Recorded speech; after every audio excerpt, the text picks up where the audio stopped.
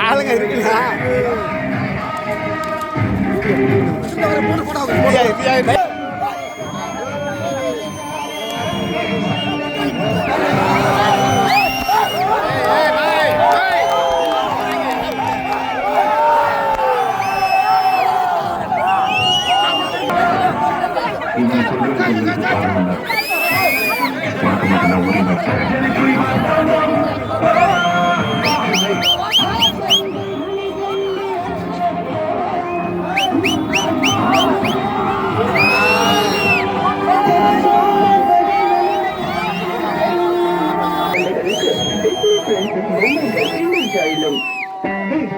போனே பார்த்துட்டு இருக்க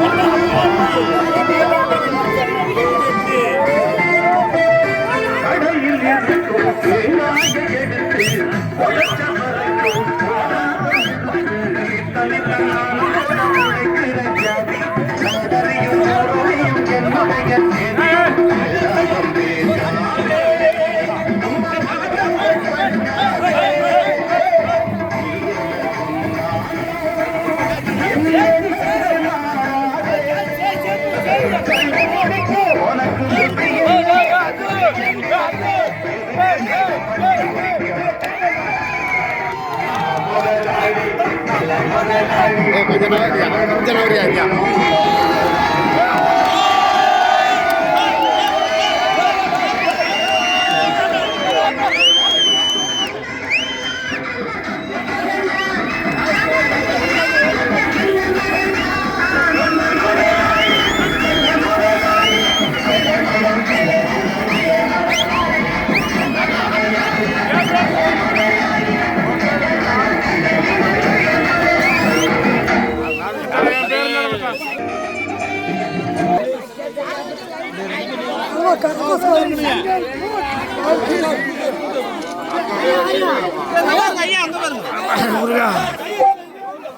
கொஞ்ச நேரமா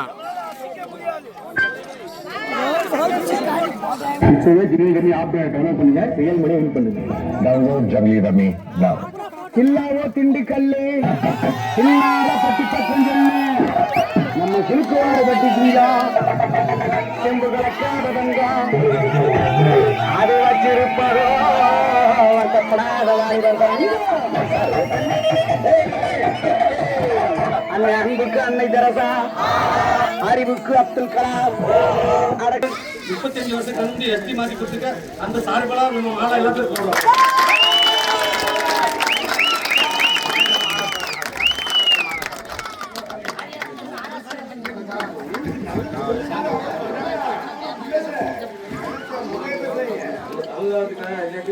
இது மாதிரி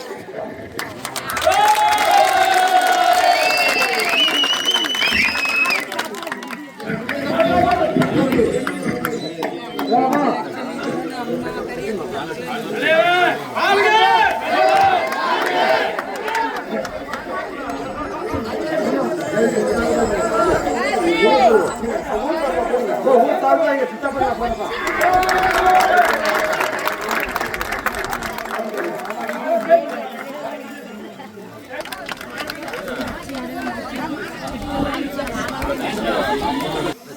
அனைவருக்கும் வணக்கம். இங்க எழுச்சியோட கூடியிருக்கீங்க, ரொம்ப மகிழ்ச்சி. இன்னைக்கு உங்க எல்லாத்துக்கும் ஒரு சந்தோஷமான நாளா இருக்கும்னு நினைக்கிறேன். ஏன்னு கேட்டா, இந்த கிராமத்தை பொறுத்தவரை முத தலைவர் ஆரம்பிச்சதுக்கு பிறகு முதல் முறையாக பலகை திறந்திருக்கோம். தமிழக அரசு பாரத பிரதமர் மரியாதைக்குரிய நரேந்திர மோடி அவர்களிடம் தமிழகத்திலே முதல் முறையாக நரிக்குறவின மக்கள் பழங்குடியின மக்கள் பட்டியலில் வந்திருக்காங்க, அவர்களுக்கென்று தனி சலுகை வழங்க வேண்டும் என்று மாநில அரசு வைத்த பிரதான கோரிக்கையை ஏற்று தாட்கோ ஆதி திராவிடர் மற்றும் பழங்குடியினர் அட்வென்ட்மெண்ட் சொசைட்டி என்ற ஒரு சொசைட்டியை டாடா தமிழகத்திலே பல்வேறு கிராமங்களில் உருவாக்கப்பட்டு 10,000 ரூபாய் மானியமாக இந்த சங்க உறுப்பினர்களுக்கு வழங்க வேண்டி மத்திய அரசு தமிழக அளவிலே நம்ம நரிக்குறவின மக்கள் பயன்படும் வகையில் 6,30,00,000 நினைக்கிறாங்க மொத்தம். நீங்க பல இடத்துல பாத்தீங்கன்னா 1,00,000க்கு 10,000 ரூபாய் எடுத்துவாங்க, 1,00,000க்கு 5,000 ரூபாய் எடுத்துவாங்க. எதுக்கு? கந்துவட்டிக்காரங்க. உங்களுக்கு மட்டும் நீங்க பாசி மணி விற்கிறவங்க மட்டும் அந்த நிலைமை நினைச்சிடாதீங்க. காய்கறிகளை விற்கிறவங்க, தெரு சந்தை விற்கிறவங்க, சின்ன சிறிய கடைகளை வச்சு விற்கிறவங்களுக்கெல்லாம் 5 பைசா 10 பைசா வட்டிக்கு வாங்கி மழையும் வெயிலும் பார்க்காம கஷ்டப்பட்டு சம்பாதிக்கின்ற பணம் பூரா வட்டிக்காரர்களுக்கே போய் சேர்ந்துருது. அதனால அடித்தட்டு மக்கள் ஒரு நல்ல உணவு உண்பதற்குண்டான வாய்ப்பு இல்லை என்பதை கருத்தில் கொண்டு, நான் கூட உங்களுக்கு தெரியும், ஜேபி ஹோட்டல் 5 ஸ்டார் ஹோட்டல்ல தாட்கோ எம்டி கந்தசாமி அவர்களையும் நம்ம பழங்குடி நலத்துறை டைரக்டர் அண்ணாதுரை சார் அவர்களையும் சம்பந்தப்பட்ட துறை அமைச்சர் கயல்வெளி செல்வராஜ் இருந்தாங்க அன்னைக்கு. இப்ப வேற அமைச்சர் இருக்காங்க, மதிவந்தன் இருக்காரு. அதே போல அந்த அனைத்து நல வாரியத்தினுடைய தலைவர் மதிவதன் இவங்கெல்லாம் கலந்துக்கிட்டாங்க. அதுல நான் ஒரு சிறப்பு விருந்தினராக என்ன அழைச்சிருந்தாங்க, நானும் போயிருந்தேன். கிட்டத்தட்ட அந்த 5 ஸ்டார் ஹோட்டல்ல நம்ம மக்களுக்கு குறைந்தபட்சம் ஒரு 550 பேருக்கு மேல கூடியிருந்தாங்க அந்த ஹோட்டல்ல. நல்ல எண்ணம். நம்ம நமக்கு தாட்கோல கிடைச்சிருக்கின்ற மரியாதைக்குரிய எம்டி கந்தசாமி சார் அவர்கள் நரிக்குறவர்கள் தெரு ஓரத்துல பொட்டி கடையில எல்லாம் உட்கார்ந்து சாப்பிட்டுருப்பாங்க. அவர்களுக்கு ஒரு சாதாரண இடத்துல கூட்டம் போட்டு உணவு கொடுக்கறது ஒரு பெரிய விஷயம் இல்ல. அவர்களே நான் 5 ஸ்டார் ஹோட்டலை காட்டணும், 5 ஸ்டார் ஹோட்டலை தான் நான் சாப்பிட வைக்கணும் அப்படின்னு சொல்லி கோயம்பேடுல இருக்கின்ற ஜேபி 5 ஸ்டார் ஹோட்டல்ல நல்ல உணவு கொடுத்து பில்லு மட்டும் 5.25 லட்சம் ரூபாய் பே பண்ணாரு. அப்ப அந்த கூட்டத்தில் பேசும்போது நம்ம சொல்லியிருந்தோம், தமிழகத்தில் பஸ் ஸ்டாண்டு, ரயில்வே நிலையம், விமான நிலையம், பேரூராட்சி பஸ் ஸ்டாண்டு, பிரசித்தி பெற்ற கோயில்கள், இது போன்ற இடங்கள் எல்லாம் நரிக்குறவ மக்களுக்குன்னு ஒரு 2 கடை 3 கடை ஒதுக்கி கொடுத்தா குறைந்தபட்சம் டேட்டா கொடுத்திருந்தேன். டேட்டானா 1560 பிரசித்தி பெற்ற கோயில் இருக்கு, 2000க்கு மேல பேரூராட்சி நகராட்சி மாநகராட்சியில இருக்கு. ஒரு ஏரியாவுக்கு 2 இல்லைன்னா 3 கடை ஒதுக்குனீங்கன்னா குறைந்தபட்சம் 7000 இருந்து 9000 கடைகள் இருக்கும். ஒரு 9,000 குடும்பங்கள் ஒரு இடத்துல நிலையா நின்று தொழில் செஞ்சா அவர்கள் வேற எங்கேயும் போக மாட்டாங்க, நல்ல தொழில் செய்து ஒரு பெரிய முன்னேற்றம் அடைவாங்க அப்படின்னு நாம சொல்லியிருந்தோம். அதன்படி அவர்களும் தமிழக முதலமைச்சர் அவர்களை கன்சல்ட் பண்ணி செய்வதாக சொல்லியிருக்காங்க. பேப்பர்ல வந்ததை நீங்க பார்த்திருப்பீங்க. அதே போல தொழில் செய்வதற்கு நாம குறைந்தபட்சம் 2 லட்சம் மானிய கடனை நம்ம கேட்டிருந்தோம். ஆனா அவங்க அரசு கணிச்சு பார்த்து தொகைகள் ரொம்ப கூடுதலா அரசு கிட்ட பெற்று வாழ்றது கஷ்டங்கிற ஒரு நிலையில ஒரு 55,000 10,000 மானியத்தோட கொடுக்கலாங்கிற ஒரு திட்டத்தை கொண்டு வந்தது. அந்த திட்டத்தை கொண்டு வரதுக்கு நாம எடுத்துக்கொண்ட முயற்சி, நம்ம தமிழ்நாடு நரிக்குறவர் கூட்டமைப்பு எடுத்துக்கொண்ட முயற்சி ஒரு பெரிய முயற்சி என்பது உங்க எல்லாருக்கும் நன்றாக தெரியும்.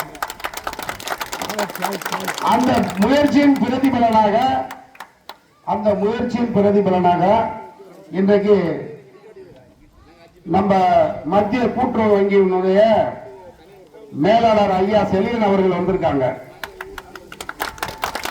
அவர் உங்களுக்கு அந்த லோனை கொடுக்கணும், முத 55,000 கொடுக்கணும் அப்படின்னு ஆர்வமா வந்தது இல்லாம உங்களை எல்லாம் பார்த்து உங்க கூட்டத்தில் கலந்துக்கிறதுக்கு நேரம் கேட்கல. அவர் 4 நாளைக்கு முன்னாடி 5 நாளைக்கு முன்னாடி வாங்க சார் அப்பாயின்மெண்ட் எல்லாம் கேட்கல. அவரு நான் வர்றேன் அப்பெல்லாம் போன் பண்ணி கூப்பிடுறாரு.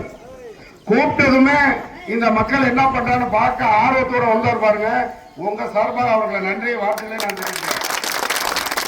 கூப்பிட்ட குரலுக்கு ஒரு அதிகாரியை கூப்பிட்டு, அதுவும் ஒரு மேனேஜரை கூப்பிட்டு நீங்க உடனே உட்கார வச்சு பார்க்கணுங்கிறதா இந்த காலத்துல கஷ்டம். முன்னாடி இருந்த காலத்துல எனக்கு தெரியாது. இந்த காலத்தை பொறுத்தவரை ஒரு மேனேஜரை ஹலோ சார் வாங்க சார் போன்ல பேசிப்பாங்கன்னு நினைக்கிறேன் நான். ஹலோ சார் வாங்க சார், அந்த கடனை நீங்க நேர்மையான முறையில மாசம் தவறாம எப்ப கட்டுறீங்களோ அதுதான் நீங்க அவருக்கு செலுத்துகின்ற ஒரு நன்றி உள்ள வாய்ப்புன்னு சொல்லுவேன். இதற்கு முன்னாடி இதே மாதிரி இந்த கூட்டத்தை வந்து நீங்க ஒரு கூட்டம் போட்டீங்க. அப்ப விஜயன் தலைமையில நம்ம உட்கார்ந்து பேசணும். என்ன பேசியிருந்த, ஒரு குடும்பத்துக்கு 2 லட்சத்திலிருந்து 10 லட்சம் ரூபாய் மானிய கடன் வாங்கி கொடுக்க நான் ஜவாப்தாரி அப்படின்னு சொல்லியிருந்தேன்னா அப்ப என்ன பண்ண நம்ம அதே போல தாட்களை பேசி சில பேத்துக்கு 2 லட்சம், சில பேத்துக்கு 5 லட்சம், சில பேத்துக்கு 10 லட்சம் சொல்லி ஒரு 2 கோடி ரூபாய் மானிய கடன் ஒரு 40 பேத்துக்கு முதல் முறையாக வாங்கி கொடுத்தார். அதற்கு மேனேஜர் கொஞ்சம் கொடுக்கும்போது கொஞ்சம் யோசனை பண்ணார். எங்க நம்ம இந்தியன் ஓவர்சீஸ் வங்கியும் சரி, ஒரு முறைக்கு 2 முறை நான் வந்து பேசி அவர்களுக்கு மேல இருக்க அதிகாரிகள் எல்லாம் பேசி முறை கொடுத்து பாருங்க, நீங்க கொடுக்காமலே சொல்லிக்கிட்டே இருந்தா அப்புறம் எப்படிதான் வாழ்வாதாரத்துல முன்னுக்கு வர முடியும். சுதந்திரம் 75 வருஷத்துக்கு முன்னாடி சுதந்திரம் கிடைச்சிருந்தா அந்த சமுதாயத்துடைய நிலை கல்வியில பொருளாதாரத்தில இருந்து வேற மாதிரி மாறி இருக்கும், முன்னேற்றம் வந்திருக்கும். இப்பதான் நூற்றாண்டை நோக்கி போய்கிட்டே இருக்கும். இந்த காலகட்டத்தில் நீங்க கொடுத்து காப்பாத்தலன்னா வேற யார் சார் கொடுத்து காப்பாற்றுவாங்க அப்படின்ட்டு அவருடைய மேலதிகாரிகள் எல்லாம் பேசி அவங்க எல்லாம் பேசின பிறகு முதல் தவணையாக 40 நபர்களுக்கு 2 கோடி ரூபாய் பணம் வாங்கி கொடுத்தோம். அந்த 40 பேர்கிட்ட இதே மாதிரி இப்ப நம்ம பேசணும். மாசம் கட்டினா அரை பைசா வட்டி, மாசம் நீங்க கரெக்டா கட்டிட்ட அப்படின்னா பெனால்டி போட்டு வட்டி ஏறும் அப்படின்னு நம்ம எல்லாத்துக்கிட்டையும் சொல்லியிருந்தோம். ஆனா அந்த வாக்கு தவறாம 2 லட்சம் 3 லட்சம் 5 லட்சம் 9 லட்சம் வாங்கினவங்க இந்த துறையில பொறுத்தவரையில நேர்மையான முறையில கட்டினதுனால உங்களை காமிச்சு தமிழகம் ஃபுல்லா நம்ம மக்களுக்கு வாங்கி கொடுக்க வேண்டிய ஒரு நிலை உருவாச்சு. நீங்க வந்து தமிழகத்திலே இருக்கின்ற நம்மளுடைய நரிக்குற இன மக்களுக்கு ஒரு முன்மாதிரியா திகழ்றீங்கிறதுக்கு எந்த மாற்று கருத்து எனக்கு இல்லை. நான் கூட விழுப்புரத்துல வாங்கி கொடுக்கறதுக்கு, கடலூர்ல வாங்கி கொடுக்கறதுக்கு, திருவாரூர், புதுக்கோட்டை இது போன்ற பல்வேறு மாவட்டங்கள்ல வாங்கி கொடுக்கும் போது ஒரு 7ல இருந்து 9 மாசம் ஆச்சு. ஒவ்வொருத்தரும் வாங்கி 7 மாசம் சில பேர் வாங்கினீங்க, 9 மாசம் சில பேர் வாங்கினீங்க. நீங்க வாங்கி கரெக்டா கட்டுறீங்களா இல்லையாங்கிறத உங்களுடைய ஸ்டேட்மெண்ட்டை எடுத்துதான் நான் மற்ற மேனேஜர்கிட்ட பேசி அவர்களுக்கு நான் லோன் வாங்கி கொடுக்க வேண்டிய ஒரு நிலை உருவாச்சு. அப்படின்னு சொன்னா இந்த கிராமம் வந்து ஒரு நல்ல முன்மாதிரியான கிராமம் என்று சொல்வதற்கு எந்த மாற்று கருத்து இருக்க முடியாது. அதே போல நான் பழங்குடியின மக்களுக்காக கடந்த 35 வருஷம் போராட்டம் என்னது. இந்த போராட்டத்துல இதுல எங்க அண்ணன் உட்கார்ந்துருக்காரு, எங்க அண்ணன் குண்டு உட்கார்ந்துருக்காரு, அவரெல்லாம் உட்கார்ந்துருக்காங்க. இந்த பெரிய ஆட்கள் பழைய ஆட்கள் மாமா உட்கார்ந்துருக்காரு, பழைய ஆட்கள் அவர் ஆரஞ்சு உட்கார்ந்துருக்கெல்லாம் தெரியும். நான் எங்க போராட்டம் போட்டாலும் அந்த ஒரு 20 பேர் 30 பேர் நீங்க வருவீங்க. நான் சென்னையில போராட்டம் பண்ணும்போது இந்த ஊர்ல 3/4 பேர் சென்னையில வருவீங்க. நீங்க எல்லாம் போராட்டத்துல கலந்துகிட்டு பல்வேறு போராட்டம் நடத்துறதுக்கு பிறகுதான் இது போன்ற சலுகைகள் எல்லாம் கிடைச்சது. நீங்க நம்ம போராடும் போதே முன்னாடி எல்லாம் சும்மா போராட்டத்துக்கு கூப்பிடுறாரு, ஒண்ணும் வேலைக்கு ஆக மாட்டேங்குது அப்படின்னு நினைச்ச காலம் உண்டு. நினைச்சு திரும்ப திரும்ப போராட்டத்துக்கு கூப்பிடுறாருன்னு சொல்லி நீங்க பின்வாங்கிய காலமும் உண்டு. நீங்க மட்டும் இல்ல, தமிழகத்திலிருந்து பல்வேறு நெருங்கிற மக்கள் நான் கூப்பிடுகின்ற போராட்டத்துக்கு எப்ப பார்த்தாலும் இவர் போராட கூப்பிடுறாரு, இவருக்கு பின்னாடி போய் என்ன நடக்குது அப்படின்னு எல்லாமே பின்னாடி போனவங்களும் உண்டு. என் கூட இருந்த நம்பிக்கையான நண்பர்களும் உண்டு பின்வாங்கி போனவங்க.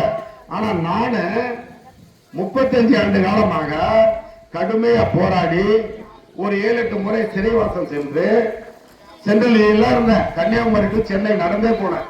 900 கிலோமீட்டர் நடந்து போய் கடைசியில் என்னாச்சு, அரெஸ்ட் பண்ணி சென்ட்ரல் ஜெயில இருந்தேன். இப்படி எல்லாம் போராடும் போது எனக்கு கொஞ்சம் கூட மனசு தளரல. என்னோட பார்வை எப்படிப்பட்டுச்சு அப்படின்னா தொலைநோக்கு பார்வை.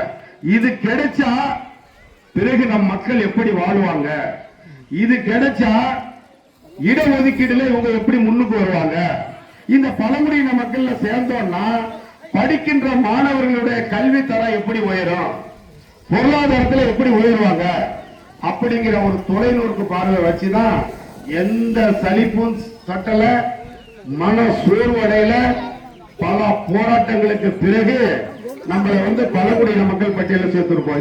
இந்த இடத்துல ஒரு விஷயத்தை சொல்லி முடிச்சுக்கிறேன்.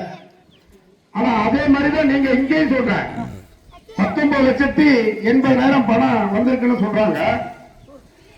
அந்த பணத்தை வாங்கி மாதந்தோறும் எப்படி நீங்க இந்தியன் ஓவர்சீஸ் பேங்க் நல்ல பேர் எடுத்து கொடுத்தீங்களோ, எப்படி ஸ்டேட் பேங்க் நீங்க நல்ல பேர் எடுத்து கொடுத்தீங்களோ, இப்போ அதே போல மத்திய கூட்டுறவு வங்கிக்கு நல்ல பேர் எடுத்து கொடுக்கணும். ஒரு விஷயம் சொல்றேன், ஒரே ஒரு விஷயம். சார் இப்ப நம்ம பாக்குறோம், கொடுக்கிறாரு. நாங்கெல்லாம் சாருக்காக சொல்றேன், இந்தியன் ஓவர்சீஸ் வங்கி எங்களுக்கு முதல் முறையாக பணம் கொடுக்கும் போது யோசனை பண்ணாங்க. ஸ்டேட் வங்கி முதல் முறையாக எங்களுக்கு கடன் வழங்குவதற்கு யோசனை பண்ணாங்க. இப்ப என்ன பண்றாங்க தெரியுங்களா சார், நாங்க 2 லட்சம் ரூபாய் மானியத்தோட கேட்டா கூட வேண்டாம், நீ 10 லட்சம் போடு, உனக்கு 3 லட்சம் ஃப்ரீயா கிடைக்கும், நாங்க உங்களுக்கு பணம் கொடுக்கிறோம், எத்தனை பேர் இருந்தாலும் குடும்பம்னு கூப்பிட்டு கேட்கிறாங்க. அப்போ இப்பேற்பட்ட ஒரு நிலையை நீங்க உருவாக்கினீங்க. அந்த நல்ல பேரை உருவாக்கி உண்மையிலே நான் ரொம்ப பயந்தேன். எல்லாம் நம்மள போன் பண்ணி மேனேஜர் எல்லாம் தொந்தரவு கொடுத்துருவாங்களோ, நம்ம தானே போய் சொல்லிருக்கோம், ரொம்ப பயந்தேன். இவ்வளவு லட்சம் கொடுக்குறோமே, திருப்பி இவங்க கொடுப்பாங்களா, கட்டாம விட்டுட்டு நம்ம போய் சண்டை போட முடியாது அப்படின்னு ரொம்ப யோசனை பண்ணிட்டு இருந்த காலகட்டம் கடந்து இன்னைக்கு உங்க மேனேஜர் தலைவர் அங்க இருக்கட்டும்பா, நீங்க வாங்கப்பா போதும் உங்களுக்கு தரேன் அப்படின்னு ஒரு நிலையை உருவாக்கி தரேன். அதுதான் நீங்க எனக்கு கொடுத்த ஒரு மிகப்பெரிய வெற்றி. அது உங்களுடைய வாழ்வாதாரத்தினுடைய வெற்றியும் கூட. அது போன்ற இப்ப இவ்வளவு பெரிய மகிழ்ச்சிக்கும் ஒரு பெரிய பெனிஃபிட்டுக்கும் பல்வேறு இடத்துல நிலங்கள் வாங்கி கொடுத்துட்டே இருக்காங்க. ஒரு ஆளுக்கு 1 ஏக்கர் நிலம் 5,000 மானியம், 5 லட்சம் மானியம், 5 லட்சம் இலவசம். இப்ப அந்த வேலையெல்லாம் பார்த்துக்கிட்டே இருக்கேன். பிறகு உங்ககிட்ட தம்பி உடுப்பா ஒழுங்கா போய்கிட்டு இருக்கா. அது மாதிரி அதை சமாச்சாரம் பிற்பாடு நம்ம பேசுவோம். ஒரு முக்கியமான விஷயம், நான் எந்த கூட்டத்துக்கு போனாலும் நான் சொல்லாம விடுறதில்லை. அப்படி சொல்லாம விட்டா விசுவாசத்தின் அடிப்படை இல்லாம போயிடும். பழங்குடியின மக்களுக்கு கிட்டத்தட்ட சுதந்திரம் கிடைச்சி, சுதந்திரத்தில் நடந்த பிழை அவர்கள் எழுதும் போது, சுதந்திரத்துக்கு பிறகு ஜாதி வாரியா பிரிக்கும் போது நம்மள பிசில போட்டாங்க, பிசிக்கு பிறகு எம்பிசில கொண்டு வந்தாங்க. இதெல்லாம் தெரியணுங்கிறதுக்காக சொல்றேன். அதுக்கு இது நேரம் இல்லைன்னா கூட ஒரு 5 நிமிஷம் 10 நிமிஷம் நான் எடுத்துக்கிறேன். அதுக்கு பிறகு கடுமையான போராட்டத்துக்கு பிறகு நீங்க நினைப்பீங்க இந்த பழங்குடியின மக்கள் பட்டியல ரொம்ப ஈஸியா சேர்ந்துட்டோம் ஈஸியா நம்ம லோன் வாங்குறோம் அப்படின்னு நினைப்பீங்க. அப்படிலாம் கிடையாது. எல்லாம் மிகப்பெரிய ரத்த கண்ணீர் வடிச்சிருப்போம். ஜந்தர் மந்தர் எல்லாம் நான் கோமணத்தோட உட்கார்ந்து போராட்டம் பண்ண போட்டோ டிவியில பேப்பர் எல்லாம் பார்த்திருப்பீங்க. டெல்லியில ஜந்தர் மந்தர்ல நரிக்கிறவர்கள் எப்படி இருக்காங்க அப்படிங்கிறது மத்திய அரசுக்கு தெரியணும் அப்படிங்கிறதுக்காக வெறும் கோமண துணி மட்டும்தான் மேல 4 பாசியை போட்டு அங்க உட்கார்ந்துருந்தேன். எல்லாம் பார்த்திருப்பீங்க. ஆனா இவ்வளவு செஞ்சாலும் முக்கியமான விஷயம் என்னன்னா, பெருமைக்குரிய தலைவர் மக்கள் தளபதி ஐயா ஜி.கே. வாசன் அவர்கள் இல்லைன்னா இன்னும் எத்தனை நூற்றாண்டு ஆயிருக்குமோ நாம பழங்குடியின மக்கள் பட்டியலுக்கு வர்றதுக்கு. பல பேரு அந்த பேரை வேற மாதிரி நியூஸ் மூலியமா வாங்கிட்டாங்க. உண்மையும் மனசாட்சியும் சத்தியமும் எப்பவுமே ஜெயிக்கும். மக்கள் தளபதி ஐயா ஜி.கே. வாசன் அவர்கள் தமிழகத்தில் இருந்து மத்திய அரசுக்கு இந்தியாவிலே பல்வேறு பகுதிகளை நரிக்கிறவர்கள் வாழ்கிறார்கள். அவர்கள்லாம் பழங்குடியின மக்கள் எஸ்டில இருக்காங்க. ஆனா தமிழகத்தில் மட்டும் மறுக்கப்பட்டிருக்கிற ஒரு செய்தியை தொலைக்காட்சி வழியாகவும் தபால் மூலியமாகவும் சம்பந்தப்பட்ட அமைச்சர்களையும் முதல்வர்களை சந்தித்து நம்மளுடைய பிரதான கோரிக்கையை வைத்தார். அதனுடைய பிரதிபலன் தான் இன்னைக்கு டெல்லிக்கு போயிட்டு டெல்லியில போனப்போ நேஷனல் கமிஷன் நம்மளை ஏத்துக்கல. அப்போ தலைவர் ஐயா கிட்ட போய் சொன்ன, மத்திய அமைச்சராக இருந்தார் 2013 கப்பல் துறையில, ஐயா இது மாதிரி எங்க பிரச்சனை சொல்லுங்க அப்படின்னு ஒரு எம்பியை நியமிச்சார். எம்பி அனுப்பிடுவார் கையோட ஒரு அந்த அமைச்சரை பார்க்க சொல்லி. அப்படிதான் நேஷனல் கமிஷன்ல ஒத்துக்கிட்டாங்க நம்மள எஸ்டி ஆக்கலாம். சரி, நேஷனல் கமிஷன்ல ஒத்துக்கிட்டாங்களா அப்படின்னு சொன்னா ட்ரைபல் அஃபரன்ஸ் இருக்கு. நம்ம பழங்குடியினத்துக்கு டெல்லியில ஒரு டிபார்ட்மெண்ட் இருக்கு. அவங்க ஒத்துக்கல. ஐயா அவங்க ஒத்துக்கலங்க, என்னையா பண்றது அப்படின்னு தலைவர் வாசன் ஐயா கிட்ட தான் சொன்னேன். அப்ப தலைவர் சொன்னாரு, அப்ப சந்திரகிஷோர் தேவன் ஒரு மத்திய அமைச்சர் இருந்தாரு. உடனே ஒரு எம்எல்ஏ கூட்டு அப்பாயின்மெண்ட் வாங்கி என்ன அனுப்பிவிட்டாரு. நான் நேரா போய் பார்த்தேன், பேசினேன். அதுக்கு பிறகுதான் தலைவரும் கடிதம் எழுதுறாரு. அதுக்கு பிறகு பழங்குடி நலத்துறை ட்ரைபல் அஃபரன்ஸ் ஒத்துக்கிறாங்க. இதெல்லாம் ஒத்துக்கிட்ட பிறகு கணக்கெடுப்பு நடத்துறாங்கல்ல, ஆர்ஜிஐன்னு சொல்லுவாங்க. ஒத்துக்கவே மாட்டேங்கிறாங்க. 2 வருஷம் 3 வருஷம் ஒத்துக்கவே மாட்டேங்கிறாங்க. திரும்ப தலைவர் வாசன் ஐயா கிட்ட தான் போய், ஐயா இந்த மாதிரி நிலவரம் இருக்கு, கொஞ்சம் பார்த்து சொல்லுங்க ஐயா அப்படின்னு. உடனே ஒரு எம்பியை கூட அனுப்புறார். திருநெல்வேலி எம்பி ராமசுப்பன் ஒருத்தர் இருப்பார். அவரை என்ன கூட அனுப்பி ஆர்ஜிஐல சந்திரமௌலின்னு ஒரு செக்ரட்டரி இருந்தாங்க. அவரை பார்த்து அந்த கடிதத்தை கொடுத்து ஓகே பண்ண பிறகுதான் அமைச்சரவையில 2013 ஒப்புதல் கொடுக்கப்பட்டது. அது கால சூழ்நிலை அப்படியே பெண்டிங் ஆயிடுச்சு. 2026 ஒப்புதல் கொடுத்தாங்க, நின்றுடுச்சு. இப்போ 2023 வெற்றி பெற்றதுக்கு காரணம் என்ன? மத்தியில் இருக்கின்ற பாரத பிரதமர் நரேந்திர மோடி அவர்களை சந்தித்து அவருடைய துறைக்கு மனு கொடுத்து அவரிடம் தலைவரை வைத்து பேசப்பட்டு பல்வேறு மத்திய அமைச்சர்களை சந்திச்சு பேசின பிறகுதான் நமக்கு இந்த பழங்குடியினர் பட்டியலில் நம்ம எல்லாம் சேர்க்கப்பட்டோம்.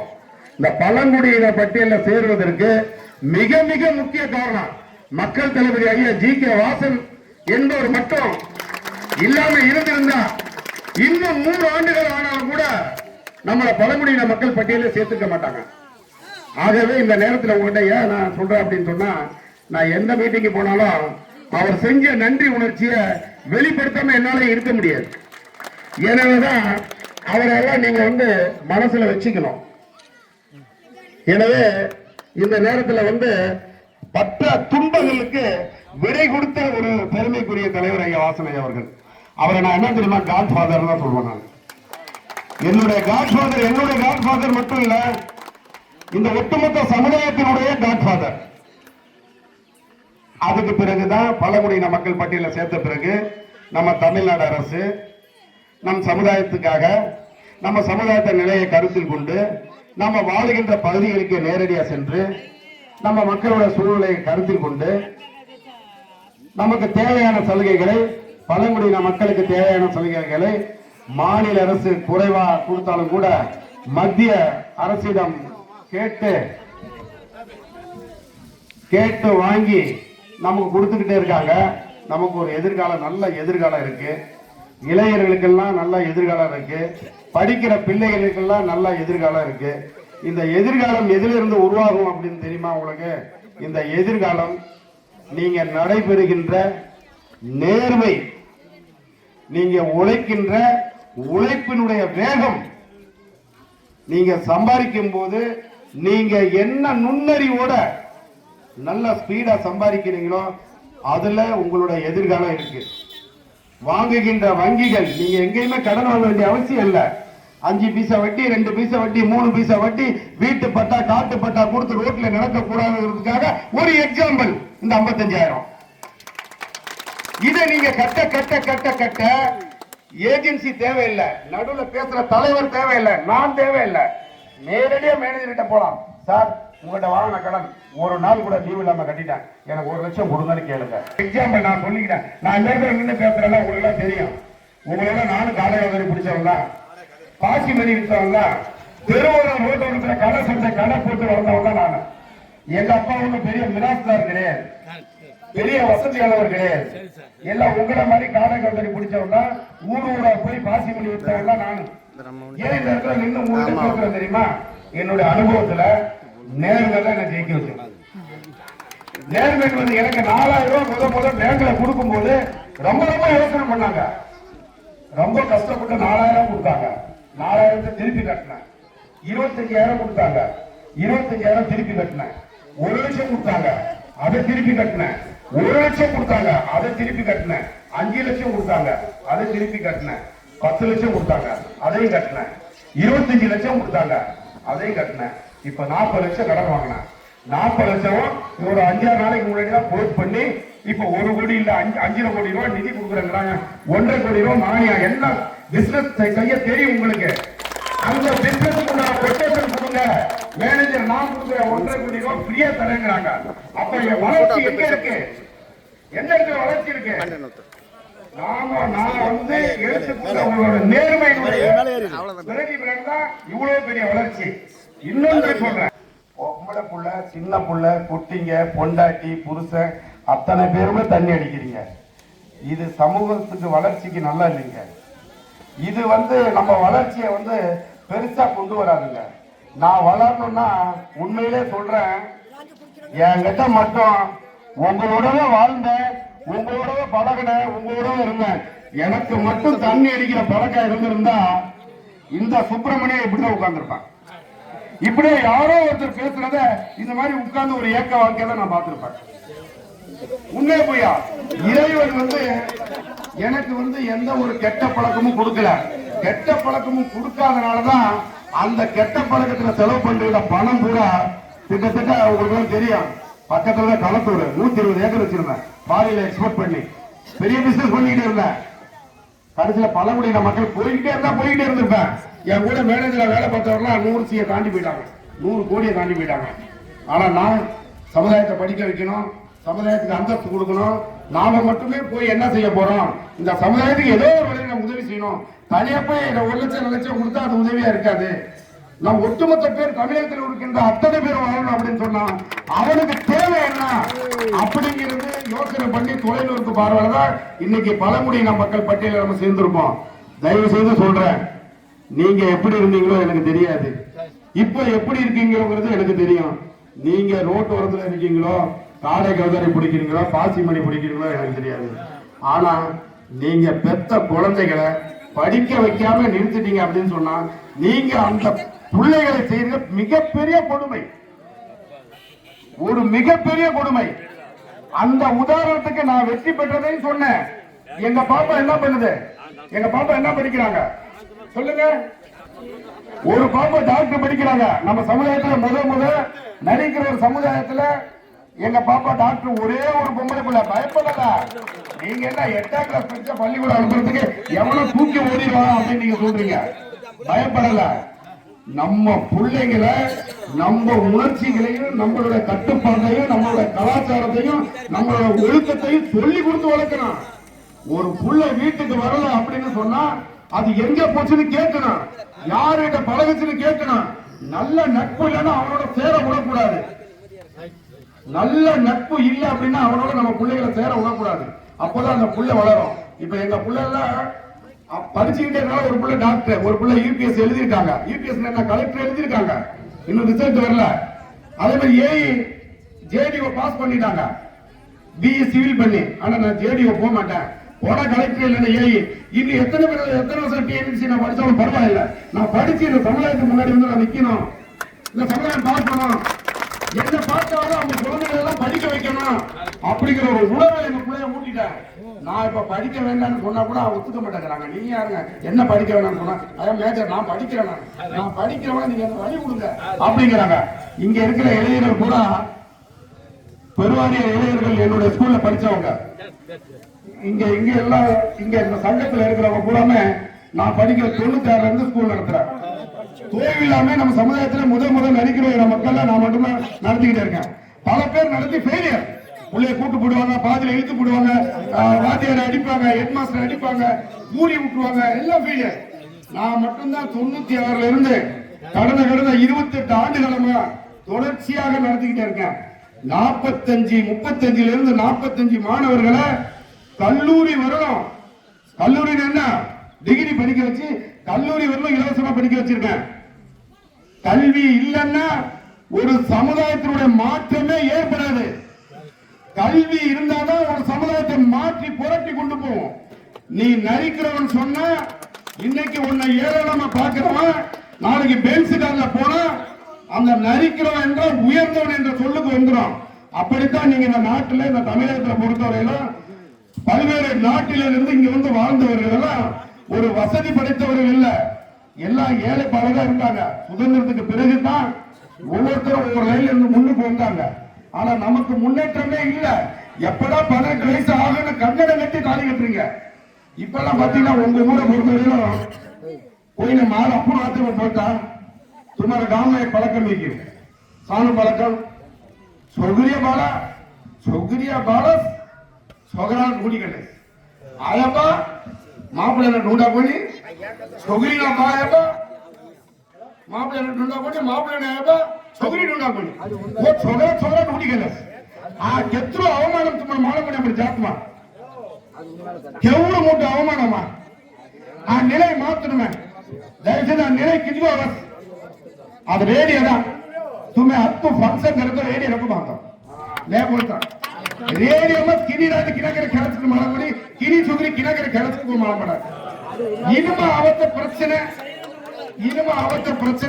हार பிரச்சனை தயவு செஞ்சு நீங்க பாருங்க தயவு செய்து உங்கள்ட்ட இன்னொரு விஷயம் சொல்லி நான் முடிச்சுக்கிறேன்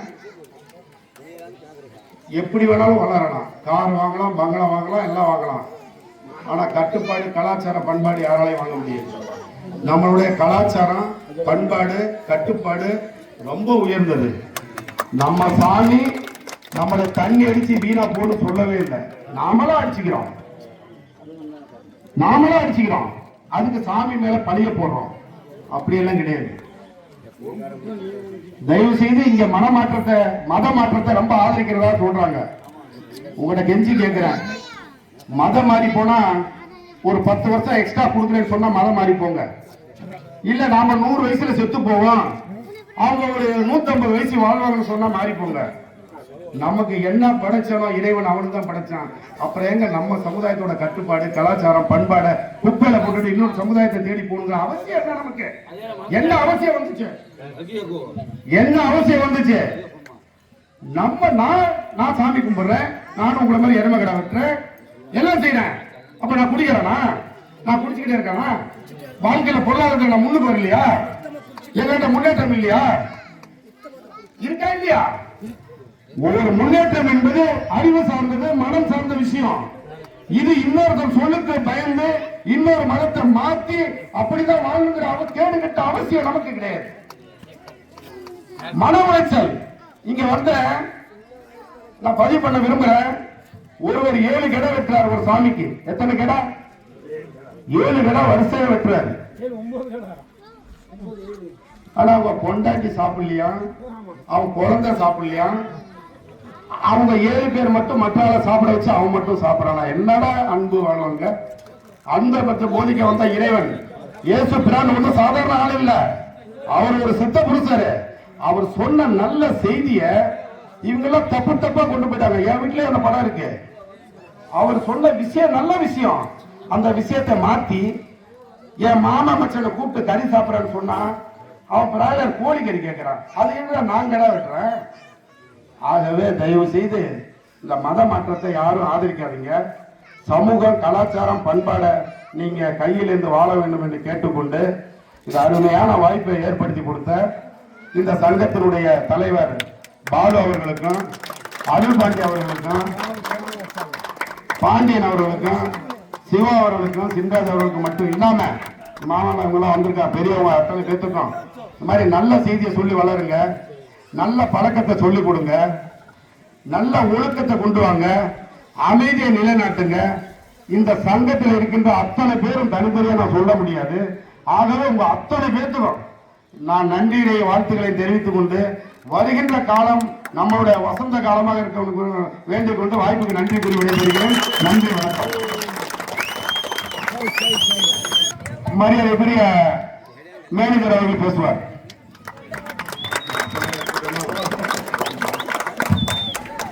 ஹலோ, எல்லாருக்கும் வணக்கம். நான் இந்த கடன்கிறத பெருசாக எடுத்து பேசுகிற அளவுக்கு வரல. அதனால கம்மியாக தான் கொடுத்துருவோம். இதை வச்சு நீங்கள் குழந்தைங்கள்லாம் படிக்க வச்சு உங்கள் சமுதாயம் அதெல்லாம் உங்கள் இடத்துல நிறைய பேர் பசங்க பிள்ளைங்களாம் படித்து வேலையிலே இருக்காங்க. அது மாதிரி இந்த ஊரில் இருக்கவங்களும் வரணும். அதுதான் விஷயம். போய் நல்லா படிக்க வச்சு இந்த கெட்ட பழக்கம் படிச்சு நல்லபடியாக எல்லாரும் கடன் நல்லபடியாக கட்டி மீண்டும் மீண்டும் கடன் வாங்கி நல்லா சலுகை அனுபவிக்கணும்னு கேட்டுக்கொண்டு என்னோட உரையை முடிச்சுக்கிறேன். கடன் வாங்க எல்லாருமே மாதம் 2500 ரூபாய் பால் கொடுத்துட்டு அவங்க நன்றி, வணக்கம்.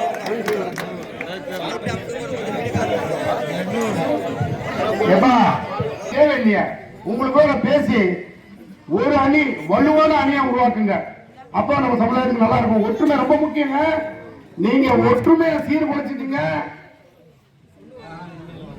நமக்குள்ள சொந்த பந்தம் போயிடும், மாமா மச்ச உறவு போயிடும், அண்ணன் தம்பி உறவு போயிடும், பல்வேறு பிரச்சனைகள் அதுல வரும். நான் யாரையுமே அப்படி நான் பிரிச்சு பார்க்கல. உங்க தலைவர் பாலுவிட்ட நான் சொன்ன ஒரே வார்த்தை, எனக்கு இங்க மாமா மச்ச அண்ணன் தம்பி 10 பேர் எனக்கு பிடிச்சவன் இருக்கலாம், பிடிக்காம இருக்கலாம். ஆனா நீங்க தலைவரா ஆயிட்டீங்க அப்படின்னு சொன்னா எல்லாத்தையும் அட்ஜஸ்ட் பண்ணி அனுசரிச்சு தான் நீ கொண்டு போகணும். எந்த ஒரு சின்ன சச்சரவும் வரக்கூடாது. தேவையில்லாத கோபதாபம் தலைவருக்கு இருக்கக்கூடாது அப்படின்னு நான் சொல்லிக்கிட்டு தான் இருக்கேன், சொல்லிதான் செஞ்சுக்கிட்டே இருக்கேன். அதனால உங்களுடைய வெற்றி தான் உங்களுடைய வாழ்க்கையினுடைய படிக்கல். நன்றி.